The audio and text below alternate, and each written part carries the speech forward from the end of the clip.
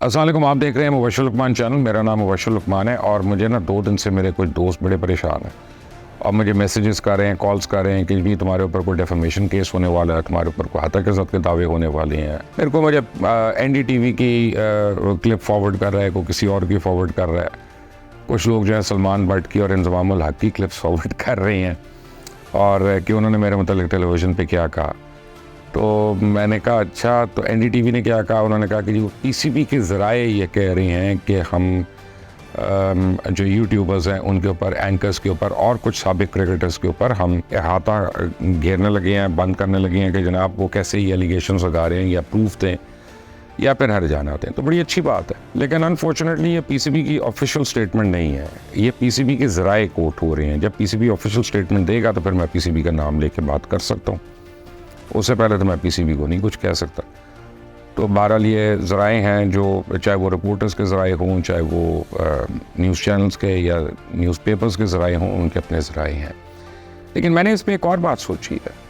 मैंने कहा क्या ये छोटी अदालतों में थोड़े थोड़े केस लड़ते रहेंगे? ना ये कोई पहला केस होगा मेरे ऊपर, ना उम्मीद है कि आखिरी होगा, क्योंकि अगर मैं अपना काम करता रहूँ, सही तरह से आवाज़ उठाता रहूँगा तो बहुत लोगों को तकलीफ़ होती रहेगी और बहुत लोग आएंगे आगे। तो फिर यानी अगर मैं बिल्कुल कॉम्प्रोमाइज़ कर लूँ तो फिर तो कोई केस नहीं होगा, किसी किस्म का दावा नहीं होगा। तो एनीवे ऐसा करते हैं कि मैं फिर जस्टिस काजी फाइज़ साहब को रिक्वेस्ट करता हूँ इस वीलॉग के थ्रू, और मैं एक ऑफिशियल पिटिशन फाइल कर देता हूँ सुप्रीम कोर्ट ऑफ पाकिस्तान में। हम क्या ज़ैली अदालतों में लड़ते रहें, इधर उधर, सीधा हम पाकिस्तान की सबसे बड़ी और सबसे काबिल एहतराम जो अदालत है, हम उसके पास चले जाते हैं कि जनाब आप एक जुडिशल कमीशन फॉर्म होना चाहिए। और जुडिशल कमीशन फॉर्म होना चाहिए क्योंकि ये पहली सीरीज़ नहीं है जिसमें सुबकी हुई, जिसमें बातें हुई, ये दूसरी सीरीज़ नहीं है, ये कोई दूसरा टूर्नामेंट नहीं है, तीसरा टूर्नामेंट नहीं है। हर साल, हर सीरीज़ के बाद, हर टूर्नामेंट के बाद ये चीज़ें सामने आती हैं, वो चीज़ों पे शोर होता है, लोगों का खून ख़राब होता है, लोगों की एहसासात जो हैं उनसे खेला जाता है, लोग अपना सिजदा गो होते हैं, लोग दुआएं मांग रहे होते हैं और उसके बाद उनके दिल टूटते हैं। तो फिर इस सब चीज़ों का अजाला होना चाहिए, तो सबको सब कुछ पता चलना चाहिए। और इस जुडिशल कमीशन में बहुत चीज़ें प्रूव होंगी। आपको याद होगा कि जस्टिस क़य्यूम साहब जो थे, मरहूम, अल्लाह उनकी मग़फ़िरत करे, उनका जो कमीशन था उसमें उन्होंने कई प्लेयर्स के मतलब बहुत कुछ बातें कर दी, लेकिन सज़ा सिर्फ एक को मिली थी। और वो एक जो था, उस वक्त सारे प्लेयर्स ने उसको एक स्केप गोट बनवाया था। उसको ये कहा गया कहते यार अभी तुम चुप कर जाओ तो हम तुम्हें निकालते हैं किसी तरह बाद में। उसको सब ने उसके साथ हैंड कर दिया। लेकिन उस कमीशन ने उसके इक़्तिबासात अगर मैं आपके सामने रखूँ स्क्रीन पे, तो आप भी हैरान हो जाएंगे कौन कौन से क्रिकेटर्स के क्या क्या नाम आए थे। मसलन उसमें इंज़माम उल हक के मुतालिक लिखा उसने कि इंज़माम उल हक को एमनीज़िया का अटैक था, लगता है, यानी उसको कोई बात ही नहीं याद आ रही थी। और वकार यूनुस साहब तो बिल्कुल कहने लगे कि जी मैंने तो मैच फिक्सिंग का कभी सुना ही नहीं है, तो मुझे तो पता ही नहीं है इसका। तो फिर जब कोर्ट ने या उस कमीशन ने उनको तंबीह की और उनको जो कोर्ट के वर्ड्स हैं वो ये है कि sternly, when they were asked, probed sternly, तो फिर उसके ऊपर उन्होंने थोड़ी बहुत बातें करनी शुरू कर दी। और कोर्ट ने काफ़ी क्रिकेटर्स के मुताल्लिक अपनी जो है वो ऑब्जर्वेशंस दी थी उसके ऊपर। तो अगर 14 में से 11 क्रिकेटर्स जो हैं उनके ऊपर कोर्ट ऑब्जर्वेशंस दे रहा है, तो इसका मतलब है कोई एक आधा आदमी बुरा नहीं है, एक आधा आदमी गलत नहीं है, आवे का आवा ही बिगड़ा हुआ है। अब उसका तरीक़ाकार क्या? जुडिशल कमीशन में जो है वो कैसे साबित होगा, क्या होगा कि तमाम जो खिलाड़ी हैं अभी के, माजी के, और उनके जितने भी रिश्तेदार हैं, क्लोज नोन रिश्तेदार हैं, उन सब के एसेट्स की छानबीन होनी चाहिए। उन सब के एसेट्स जो है वो नैब को बताना चाहिए और नैब उनको प्रोब करके बताए और उनकी कि वो सोर्स ऑफ इनकम से मैच करती है या नहीं करती। एक्चुअल इशू सिर्फ एक है, एसेट बियॉन्ड मीन्स का, नथिंग एल्स। या फिर यह है कि आपने टैक्स नहीं पे किया, या फिर यह है कि आपने मनी ट्रेल नहीं दिखाई है, या फिर यह है कि अगर आपको एंडोर्समेंट भी मिली है तो आपने वो रिफ्लेक्ट नहीं की और उसके ऊपर टैक्स नहीं दिया। तो किसी भी सूरत में वो जो है काबिल माफ़ी नहीं है। तो ऐसा करते हैं, फिर सुप्रीम कोर्ट ऑफ पाकिस्तान चलते हैं, मैं भी चलता हूँ, आप भी आ जाइएगा। और फिर सुप्रीम कोर्ट को कहते हैं कई चीज़ों की तयनाती कर देगा, यानी कई चीज़ों की बाउंड्रीज तय कर देगा। वो बाउंड्रीज क्या हैं कि मसलन अगर चेयरमैन PCB अपॉइंट होना है तो वो उसके खतूत क्या होंगे, वो किस तरह से होना है। अभी जो हैं वो हैं, चलें ठीक है, कोई नहीं, लेकिन आज के बाद जो भी चेयरमैन PCB अपॉइंट होना है वो होना किस तरह से, उसका क्राइटेरिया क्या होना चाहिए। जो MD अपॉइंट होना है वो किस तरह होना चाहिए। डायरेक्टर PSL जो है वो इधर उधर लूलू फिरता रहे कि जो मिलियंस ऑफ डॉलर्स की फ्रेंचाइज को देख रहा है तो उसकी क्या काबिलियत होनी चाहिए। और फिर कोर्ट को ये भी देखना है कि जस्टिस कयूम की रिपोर्ट के मुताबिक जो क्रिकेटर्स जिनके ऊपर सवालिया निशानात आ गए या उनकी किरदार के ऊपर बातें आ गई या उनको फ़ाइन हुए, वो किस तरह से बैठ के मुख्तलिफ ओहदों पे आ जाते हैं, चाहे वो सेलेक्टर्स हों, चाहे मैनेजर्स हों, चाहे कोचेस हों, चाहे एडवाइज़र्स हों, चाहे एनालिस्ट हों, वो किस तरह से आ जाते हैं। तो पाकिस्तान के इतने बड़े बड़े क्रिकेटर्स हैं माजी से लेके अभी तक। आप मुश्ताक मोहम्मद ले लें, सादिक मोहम्मद ले लें, आप अपना सरफराज नवाज़ ले लें, आप माजिद खान ले लें, ज़हीर अब्बास तो आईसीसी के हेड रहे, और हारून रशीद ले लें, आप जावेद मियाँदाद ले लें। हमारे बहुत बड़े बड़े क्रिकेटर्स हैं, माया नौस क्रिकेटर्स हैं जिन पे फ़ख्र है हम सबको। वो उनको आगे आना चाहिए, उन लोगों को लाएं। उनको क्या खेल नहीं आती? क्या उनको खेल की चीज़ें नहीं पता? क्या उनको खेल की मैनेजमेंट का नहीं पता? तो ये पॉसिबल नहीं है कि उनको ना पता हो। या ये कह देना कि वो आज के ज़माने को नहीं जानते। हम मुबशर लुकमान जानता है लेकिन मियाँदाद आज की क्रिकेट को नहीं, ये कैसी बच्चों वाली बात है। ऑब्वियसली वो भाव है सबका इन चीज़ों में, उसकी जो ब्रेन है वो हमसे बहुत ज़्यादा है, ये किसी से भी ज़्यादा है क्रिकेटिंग ब्रेन जो है। तो एक दफ़ा सारी चीज़ें तय हो जाएंगी कि सिलेक्टर्स कैसे बनने हैं, कोचेस कैसे अपॉइंट होने हैं, उनके पैरामीटर्स क्या होने हैं। गो ये एक इंडिपेंडेंट बॉडी है, यह सेमी ऑटोनोमस बॉडी है, इसमें कोई शक नहीं है, लेकिन इस बॉडी के साथ पाकिस्तान का फ्लैग लगा हुआ है। इस बॉडी को रिप्रेजेंट करने वाले जो पाकिस्तान का ब्लेज़र पहनते हैं, पाकिस्तान की कैप पहनते हैं, पाकिस्तान के नेशनल एंथम पे खड़े होते हैं। जब वो जाते हैं तो वो एज एम्बेसडर्स ऑफ पाकिस्तान जाते हैं।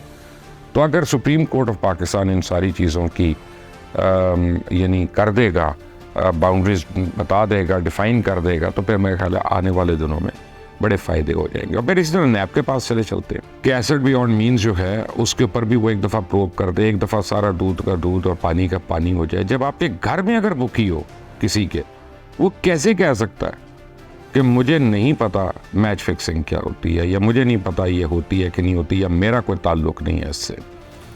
तो आप ये कह दें कि जी उसने काम छोड़ दिया, ये काफ़ी नहीं है। अब जैसे इंज़मामुल हक साहब है, मैंने उनका समा टीवी का एक क्लिप देखा कि उसमें वो कह रहे हैं कि देखें जी आपने मेरे से ये सवाल कर लिया, लेकिन मेरे से ये सवाल कर लें कि मैं अब साया कॉरपोरेशन में हूँ कि नहीं हूँ।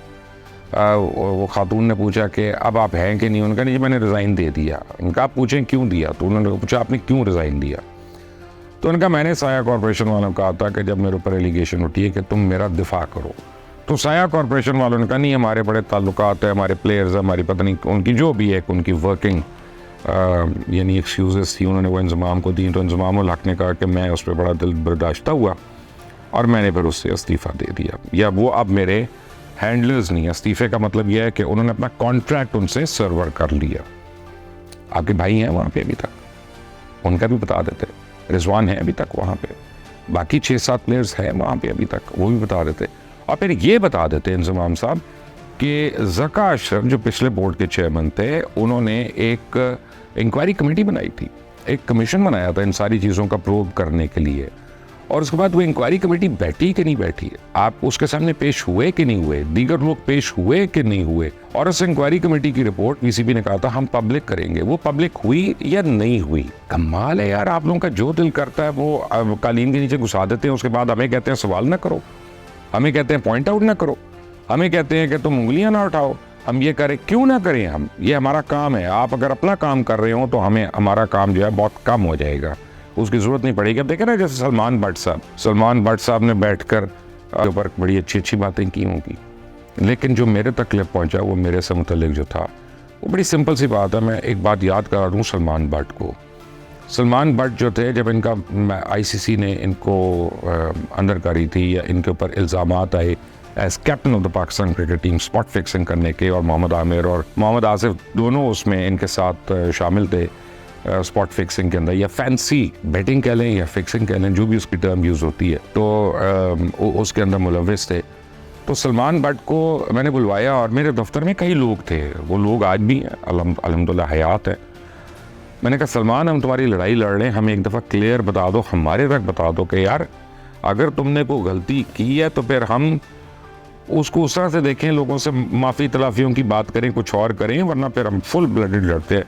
तो उसने कुरान मंगवाया और कुरान उसने उठाया यूं करके और मुझे कहता है मुबशर भाई पहले मुझे कहता है आपकी कसम, तो मैं कहता तू मेरी कसम ना खा, झूठ तू बोलेगा मैं मर जाऊंगा, एमी क्यों मेरी कसम खा रहा है। तो फिर उसने कुरान उठाया, और जब उसने कुरान उठाया तो मेरी टीम में 1-2 बंदे हैं जिनको पता है असलियत का, उन्होंने मेरे कहा सर ये गलत कह रहा है। मैं कहा नहीं, हम नहीं शक कर सकते। जब एक आदमी ने कुरान उठा लिया और जब उसने कसम खा ली, फिर ये उसका और अल्लाह के दरमियान का मामला हो गया। हम लोग अगर शक करेंगे तो हम बुरे बनेंगे, और हमने उसकी फुल लड़ाई की। यहाँ तक कि ज़हीर अब्बास ICC को हेड करे तो उस वक्त ज़हीर अब्बास साहब ने मुझे कॉल की। ज़हीर अब्बास साहब ने मुझे कॉल की, उनका Mubashar you are fighting a losing battle, ये लड़के मुलव्विस हैं इसमें। तो मैंने कहा जेड इनके साथ ज्यादती हो रही है, सुरेश रैना के साथ क्यों नहीं हुई, उसको इंडिया वापस ले गया था, ये हो गया था। उनका सब कुछ अपनी जगह पे, इसका जवाब तो PCB दे सकती है, I am not PCB, but ये इन्वॉल्व है। मैंने और क्रिकेटर से बात की, सब ने मुझे एक ही बात की कि मुबशर साहब ये इन्वॉल्व है। तो सलमान भट्ट ने कहा कि मेरे साथ कोई खेलता नहीं है, कोई खेल नहीं रहा, नेट में नहीं आ रहे। तो मैंने कहा मैं आता हूँ। मैं मॉल टाउन में नेट हो रहा था, सलमान भट्ट भी वहाँ खड़ा था, तो मैं खुद चला गया वहाँ पे। मेरे पास तो किट भी नहीं थी, तो सलमान भट्ट की किट लेकर मैंने वहीं पे नेट के ऊपर बैटिंग भी की। और फिर मेरे बाद सलमान ने खुद की, और वो सारे लड़के उसको गेंदें करा रहे थे, खिला रहे थे। उससे पहले उनको काफ़ी रिजर्वेशंस थी। उसके बाद जब पता चला कि हुआ है ये, और भाईजान ने कन्फेशन किया एक प्रेस कॉन्फ्रेंस के अंदर, तो वो दिन और आज का दिन, मैं भी आज कसम खा रहा हूँ, मैंने उसका फ़ोन नहीं उठाया। वो मुझे कई बार आया ना, मैंने उसके किसी मैसेज का जवाब दिया। बल्कि उससे पहले जब उसको जॉब एक मिली थी टेलीविज़न चैनल पे, ARY पे, एक आप समझें कि कमेंटेटर्स होते हैं या क्रिटिक्स होते हैं जो क्रिकेट के ऊपर कर रहे होते हैं, वो मैंने रिकमेंड किया था। मैं उस वक्त ARY में था, और मुझे बड़े लोगों ने कहा कि तुम एक मैच फिक्सर को कर। मैं कहा नहीं यार, इसे कुरान उठाया हुआ है और मैं बिलीव करता हूँ इसकी बात को, ICC भी मानेगा। वो बाद में पता चला कि सब उल्टा पड़ गया। तो ये है वो शख्स जो मुझे बताएगा कि मैच फिक्सिंग नहीं होती है, या बॉल टैम्परिंग नहीं होती है, या फैंसी फिक्सिंग नहीं होती है। सब कुछ होता है, और सबको पता है कौन कौन क्या क्या किस तरह से हो सकता है। जो नहीं करता वो राशिद लतीफ़ से पूछे, उसने कोर्ट में जाके क्या कहा। वो आकिब जावेद से पूछे, उसने कोर्ट में क्या कहा। वो मुदस्सिर नज़र से पूछे, उसको सबके कच्चे चट्टे पता है। वो इमरान खान के भी रूममेट रहे हुए हैं, और वो नीचे तक अपना वो क्रिकेट एकेडमी को भी हेड करते रहे हैं। उनको सब कुछ पता है। बहुत क्रिकेटर्स हैं पाकिस्तान में जो बड़े ऑनरेबल तरीके से खेले हैं, जिन्होंने अपनी पूरी ज़िंदगियाँ जो हैं बड़े ऑनरेबल तरीक़ों से गुजारी हैं, जिन्होंने 20-20 साल क्रिकेट खेली है, लेकिन उनके ऊपर कोई उंगली नहीं उठा सकता। वसीम राजा भी उनमें से हैं, और बड़े लोग हैं। यार मैं अब यहाँ पे कितनों के नाम लूँ, लेकिन उसके लिए मुझे अलग से 2 प्रोग्राम करने पड़ेंगे। इतनी लंबी चौड़ी लिस्ट है अच्छे लोगों की। लेकिन हमेशा एक गंदी मछली जो है ना, वो पूरे झील को, तालाब को गंदा करती है। प्रॉब्लम यह है, एक अच्छी मछली पूरे तालाब को साफ नहीं कर सकती। उसके लिए पूरे सिस्टम को सफाया करना होता है, और उसकी सफाई करनी होती है। और मेरा ख्याल है कि अब टाइम आ गया कि सुप्रीम कोर्ट ऑफ पाकिस्तान और नेशनल अकाउंटेबिलिटी ब्यूरो जो है, ये 2 जो हैं इसका टास्क लें, तो इस कौम को भी सुकून मिलेगा। जब बाबर आजम बहुत अच्छा खेल रहे थे तो मैंने उनके लिए बड़ी ट्वीट्स की कि जनाब बहुत अच्छा खेल रहे हैं, और मैं आज भी मैंने वो डिलीट नहीं किए। मैं कायम हूँ उस पर। उसके टैलेंट का तो कोई जवाब नहीं ना, उसका तो सवाल नहीं पैदा होता ना उसके ऊपर। तो बात हो रही है कि पाकिस्तान कितने टूर्नामेंट्स जीता उनके अंडर, 10 में से, दैट इज़ द क्वेश्चन। बात हो रही है कि क्यों हम नेपोटिज्म को प्रमोट करते हैं। जब फिर अगर इंसाफ की बात होनी है, जो NDTV ने रिपोर्ट किया PCB के ज़राए से कि कौन कौन हमारे खिलाड़ियों का इस्तेकाक मजरू कर रहा है, तो फिर अगर वो PCB की ऑफिशियल स्टेटमेंट होती तो मैं उनसे ये रखता। तो अब मैं NDTV से बात कर रहा हूँ, मैं NDTV को कह रहा हूँ ये कि भाई, जब हाईएस्ट विकेट टेकर जो है वो अगर टीम में शामिल नहीं, वो किसके आगे शोर मचाएगा। जब अपना कई सेंचुरियां मारने वाला डोमेस्टिक क्रिकेट में वो टीम में शामिल ना हो, तो वो किसके आगे शोर मचाएगा। अगर कोई गरीब का बच्चा है जिसकी कोई अकरा पर, यानी जिसकी कोई रिश्तेदारी नहीं है वहाँ पे, वो अगर नहीं होता तो वो किसके आगे शोर मचाएगा। अगर कोई किसी प्लेयर मैनेजमेंट यानी कंपनी के कॉन्ट्रैक्ट में नहीं है जो उसको इंश्योर करे कि ये खेलेगा, वो किसके आगे शोर मचाएगा। और सबसे बढ़कर 24 करोड़ पाकिस्तानी किसके आगे शोर मचाएंगे। कि बार बार हमारे जज्बात की, हमारे एहसासात की यानी इतनी बेदर्दी से कत्लेआम होता है, इसका जवाब तो पाकिस्तान की आला तरीन अदालत ही दे सकती है। अंटिल द नेक्स्ट टाइम, अल्लाह हाफिज़।